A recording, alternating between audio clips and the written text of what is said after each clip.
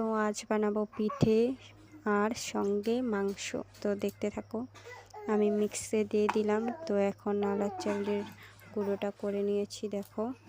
তারপরে গুলে নেব, বেশি পাতলাও না বেশি ঘনও না। তারপরে দেখো দিয়ে দিয়েছি, এই দেখো পিঠে। তারপরে মাংস রান্না হয়ে গেছে, রেসিপিটা করা হয়নি। তো সবাইকে দিয়ে দিলাম খেতে, সবাই খাচ্ছে।